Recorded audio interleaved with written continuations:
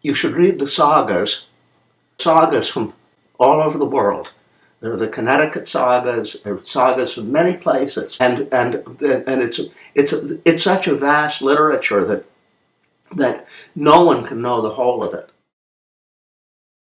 It has been said since remote antiquity, those who cannot remember the past are condemned to repeat it. The meaning of these words is more apparent since the century's greatest archaeological find led us to our forgotten history. Behold the lost globule of Bridgeport, Connecticut, which is the most revered artifact of the entire world. The oft-repeated phrase, "Beware of the year 7000," uttered from its mysterious depths, awakened our planet's citizens in 9015 and forewarned future generations to protect what is most dear: Earth, its resources, and most of all, our humanity. The globule provided a direct link to the events of the tidal decade of 2040, our deepest and most tragic past, and verified the artifacts of a lost period leading to the year 7000. This is the story of these events. By 9015, years of widespread conflict over the depletion of plastic bags had raged, while many states, like Connecticut and New York, were on the brink of war over surveillance disputes.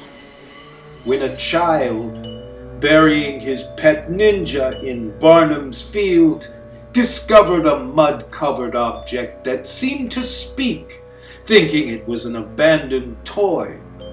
What the child brought home that day came to be known as the lost globule, emitting a voice of untraceable origin, claiming to be a time traveler with a narration of oppression by the soulless, robotic corporate elites.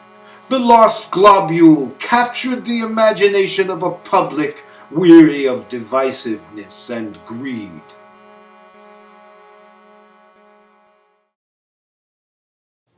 Scholars speculated that the globule was linked to another recent find, the now famous Encrypticon, which was discovered in 9014, an ominous, multifaceted object with clear portals on both ends. The Encrypticon was composed of materials that at the time were impossible to analyze. Doubt and derision were cast on the scientists who labored to prove its authenticity. They hoped that within the Encrypticon's unknowable interior, they would discover data corroborating the time traveler's story. Meanwhile, maverick archaeologists persevered in the field, seeking artifacts of the year 7000 in the Connecticut hills. What they gathered was fragmentary and kept hidden to all but a few loyal supporters because these artifacts were controversial, part human, part robotic, labeled suspect, and ridiculed by propagandistic technology and energy sector CEOs. The globule's warning inflamed the archaeologists with the need to take urgent action. They believed that the analysis of the artifacts would reveal parallels with the robotic remains of the tidal decade of 2040. They hoped that this would once and for all provide clout against industry oligarchs who preferred to ignore standards of privacy as they incrementally gained control through technological overreach of a population distracted and overwhelmed by the plastic war.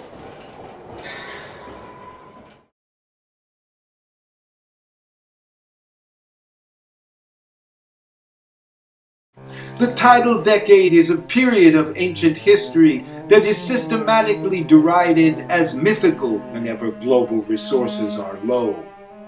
The period was brought to light in 6005 by legendary archaeologist Dr. Ixton Verton of NYU. Verton theorized that in 2040, 10 years of widespread flooding, decimating humanoid existence and devastating the Earth, was the result of global depletion. In the crypt of the man from Branchville, a member of the robotic corporate elites, Verton found evidence of the elite's control of all the world's resources, including humanoid DNA and memory, and testimony of the elite's eventual demise.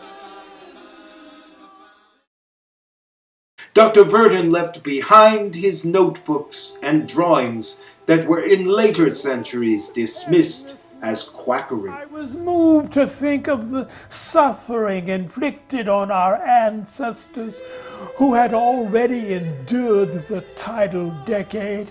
Indeed, I shed a few tears into the Southeast Asian Ocean. To me, it shall always be the ocean of tears. Verton never stated it explicitly, but scholars believe that his work was a clarion call against the second melting of the polar ice cap, which he foresaw as a result of behavioral parallels in his own time. the second melting did occur a century after Verton's time. Archaeologists continue to seek contemporaneous physical records of this event.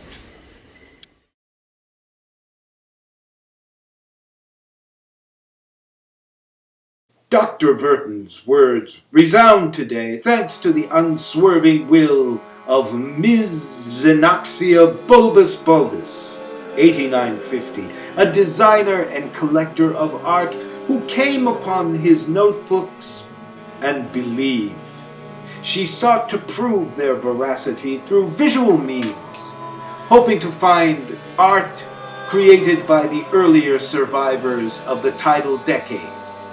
Art, she was convinced, would substantiate their experiences and Dr. Verton's theories. She persevered in her quest against a contemporary tide of wanton real estate development, which posed not only a physical threat to the land, but a spiritual one, she asserted, by desecrating the hallowed ground upon which the humanoid legacy stood. Through her diligence, sites were preserved and art was found. Images documented the events of the tidal decade, and sculptures attested to the endurance and spiritual will of our ancestors. It is humbling to contemplate that barely more than a half-century since her passing, we had almost allowed the career and message of Ms. Bulbus Bulbus to eclipse into the shadows. The sole supporters of her legacy, the scientists of the Encrypticon mission, had been crushed by the propaganda machine, but the machine was temporarily hobbled in the whirlwind of excitement surrounding the discovery of the lost globule. Be careful about the guys from around the year 7000. People don't want to go back there. It's viewed as one of the most dangerous things that anyone can do, that you can literally lose your soul.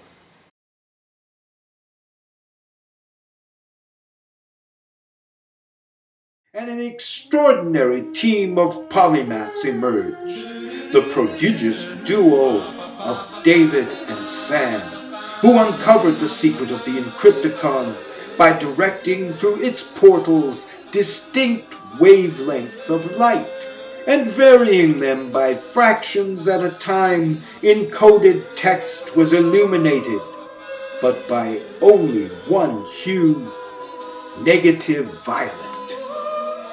Decoding text that resembled the paintings of Cy Twombly was a comparatively simple triumph for the young wizards, David and Sam, and what came to light startled the world as it does to this day.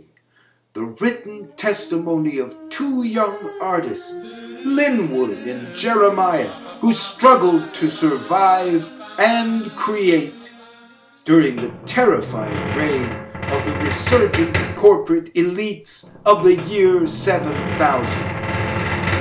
We learn that the negative violent wavelength was the sole advantage that the humanoids had over the elites, because it was undetectable by them, and because it was storable and transferable.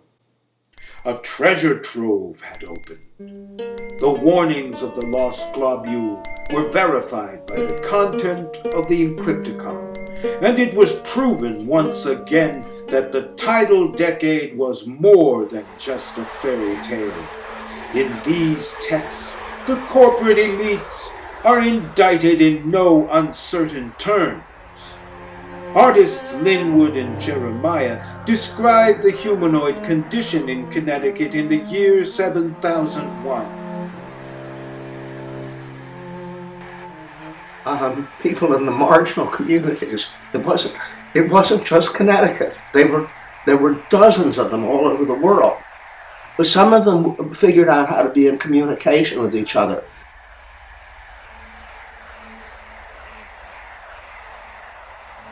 My dear Linwood, as you probably guessed, the Exalted One paid us a visit in recent weeks. My reason for laying low, ha. His small but deadly forces ravage the terrain for recruits. Seems there's a brain drain amongst the semis. When the rumble overhead died down, I emerged to find the lower plateau marked at regular intervals by new totems, monuments to the unliving, as I would call them, poor souls.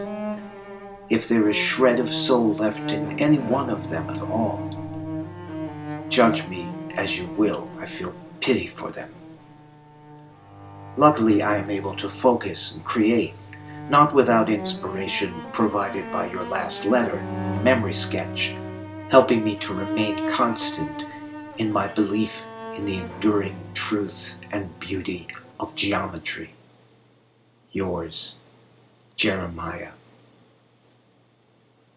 Then, as a postscript, he adds beneath his sketch, Their beating hearts blink like tiny stars against the hillsides. Pitiful. As is typical, this brief correspondence is loaded with information. Here is testimony that the elites do not intend to eliminate all humanoids, but to control and to glean them when needed from time to time.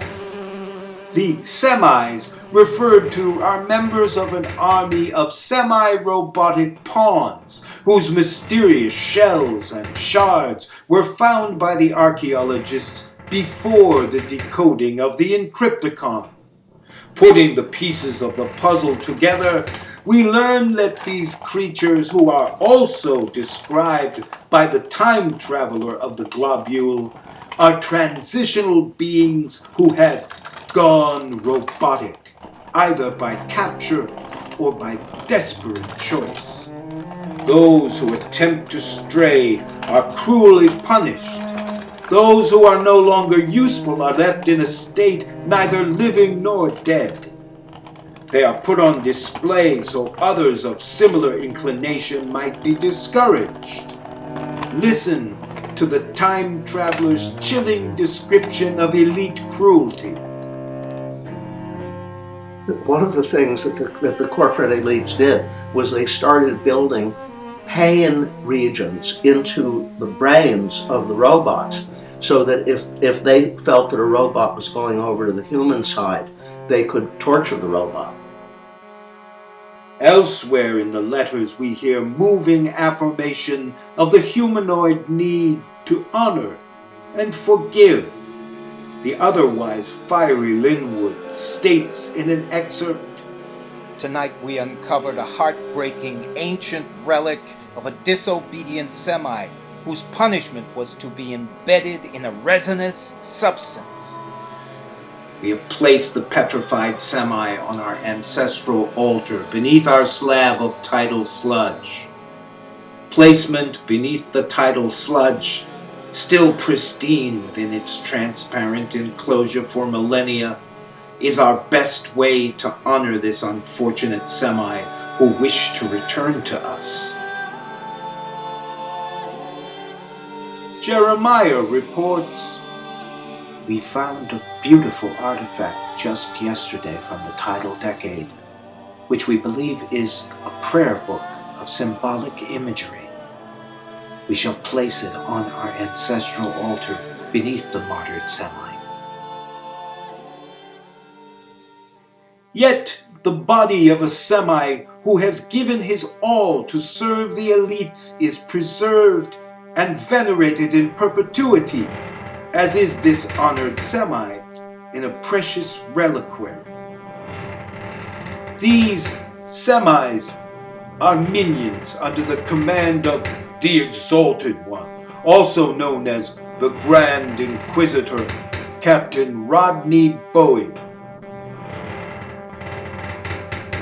People would sacrifice their humanity for immortality and power, which is what the corporate elites did. But what they succeeded in doing in that also was sowing the seeds of their own destruction. I spotted the Inquisitor. Even at a great distance, his height and commanding stance was unmistakable. But it's extraordinary. Cautious and full of fear as I was, I sensed his tortured humanity radiating through his robotic shell, and I judged with dreaded certainty that this technological brain compensates for that residual shred of conscience in acts all the more cruel. I shall not describe them here. Later we learn that even this titanic force is in thrall of a greater command. Listen as Linwood describes the supreme leader of the elites. On watch in the dead of night, only hours ago, I observed the most bizarre activity amongst the elites and the semis. I think that what I saw was nothing less than the brain itself, whom I shall name Cerebrus Rex. This creature was immobile, but he asserted his will with silent command, for all lesser subjects moved him about with great precision and perfect obedience. Even the exalted Inquisitor was possessed with an air of servitude. Their desire to liberate the humanoid race is defined in the letters by Linwood's and Jeremiah's quest to discover the source of elite power. They are ever in search of materials left behind by the elites in the hope that they will yield technological secrets. In a breathtaking description of newfound terrain, A plateau Linwood of speaks ancient of aqueous strata, remnants probably from the last millennium, before the second melting. In awe we discovered them, spread like fields of stars within vast transparent sheets. As the dawn was coming, we had little time to excavate, but the material appeared to be a pure and originally perhaps more toxic equivalent of the elite's now impermeable outer skin. Housed in this substance were what seemed to be energy centers, tiny circular nerve networks of various kinds. If we could remove but a fragment of these memory cells, as I call them, it is our hope that we find a means of overcoming our oppressors. In another letter, Jeremiah describes instruments that may have stored or generated sound, fossilized some years after the tidal decade in A toxic soup, probably one of the components that form the elite's powerful outer skin. current lab analysis tells us that traces of Gloxon, the mystifying, impermeable skin, can be found in the resinous, fossilized exteriors of many of the artifacts, but we have discovered that their surface substances are not consistent. Gloxon, though, yields a compound of the metal titanium and a now obsolete synthetic resin polyurethane that was once in common use. Analysis of the semi's outer shells, however, shows that toxoplaster, a compound of zeosorb and gorilla glue, was less durable than Gloxon. It must be concluded that, in the elite construct of absolute rule, this imbalance was created intentionally. Meanwhile, the brain structure of all elite robotics were created without exemption of a variety of components of Apple hardware, the leading technology of the tidal era, utilized with a strange tenacity amongst the elites for millennia. We know that the efforts of Linwood and Jeremiah did not contribute to the elite's demise. Linwood speaks of experimental alloys for weaponry developed from such debris as vinyl and Teflon, which could never stand up to Gloxon. Scholars conclude that the elite's end came later, as the globule's narrator tantalizingly suggests without giving us a date. That finally people figured out that no more of this with the corporate elites. We don't care what they're called, whether they're called capitalists or communists or fascists. We don't give a damn, because but basically no more of it. It's finished. So we see that age probably the way that in your time that you see the age of Buddha and Christ. We see it as a time in which finally there was change and there was hope. The hope that the time traveler speaks of, and the humanoid achievements that follow the year 7000, begin with creators like Linwood and Jeremiah, whose artistic legacy we treasure as a triumph of the spirit in the face of crushing adversity. Dearest Jeremiah, how could I have been able, without your example, to keep my volatility in check? By now, surely, I would have attracted the attention of the elites, and you would have found me somewhere drained of my faculties alongside other humanoid disposables. Linwood refers to entrapment in a DNA tabernacle, an elite processing center where humanoid collateral is garnered before the body is discarded on the roadside. This fossilized model is a miniature of the colossal towers that rise like mountainous pyramids on the horizon. In the same letter, Linwood continues, Inspired by your gracious and forgiving nature, I have begun another memory painting. Like an amorphous spirit, my grandmother came to me in a dream, describing in explicit detail those enduring creatures, the ninja. Holy in ancient times, but rarely seen in the highlands, even in her day. If my painting could bring them into being, it is my prayer that they still exist. I will try to do them honor. Forever yours, Linwood. in his paintings, Linwood attempts to capture and hold the creatures of the known world, as well as others that have gone extinct and whose descriptions or tattered images have come down to him before they are lost forever. An excerpt from Jeremiah's next letter responds, I have begun a new series of subjective absolutes. in complete defiance of the elite's corruption of sacred geometry. I am rooting these compositions in the circle, square, and triangle as symbolic manifestations of nature's triumphant fecundity against all odds, and in the one true goal of art, to heal with affection and friendship. Jeremiah.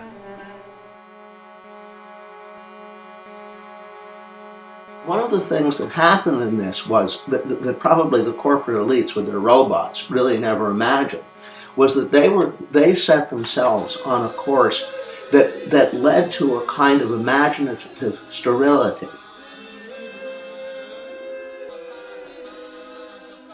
It is ironic that the only known art of these steel-willed young men was born upon a material that was once ubiquitous and is now obsolete.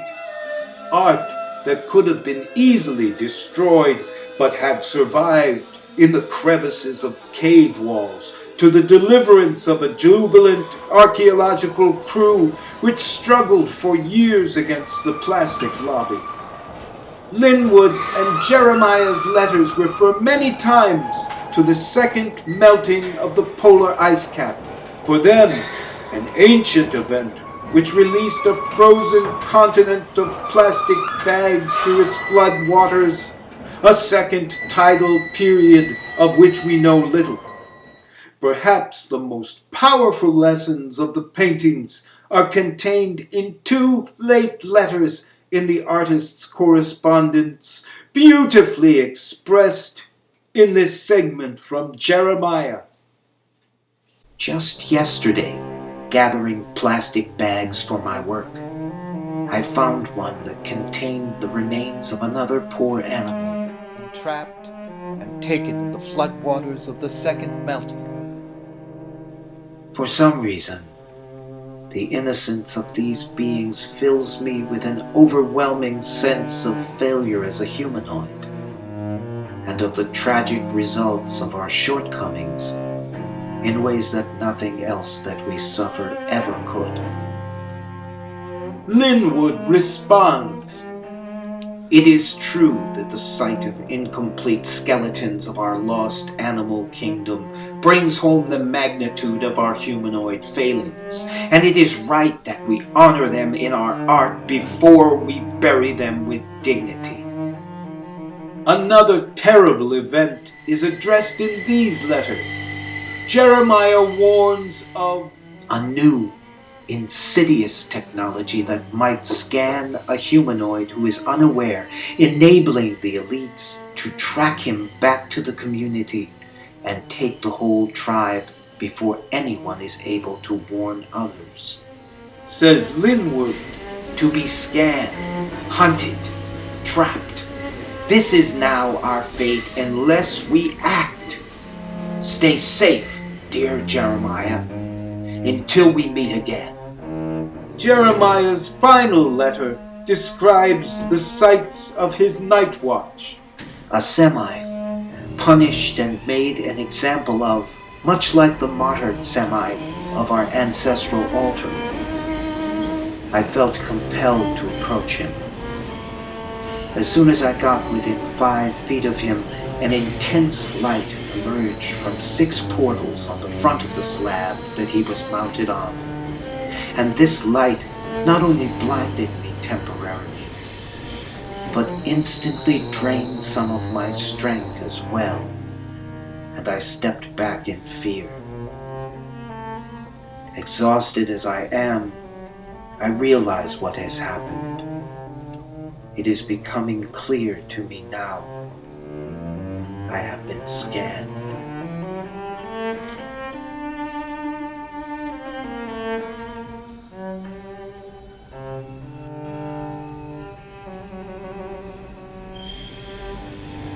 Jeremiah bids his dearest friend goodbye and hides the Encrypticon that we treasure today, the only one that has come to light.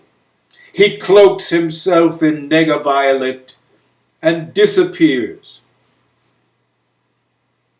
We share Linwood's grief. Jeremiah! Jeremiah! Where are you? He cries. It was truly at the 11th hour that the lost globule of Bridgeport was found by chance. Hundreds of thousands gathered on the spot. They came from far and wide, crossing state lines and demanding change. They had no idea that Barnum's Field was secretly and illegally slated in days to become the footprint of an enormous surveillance tower.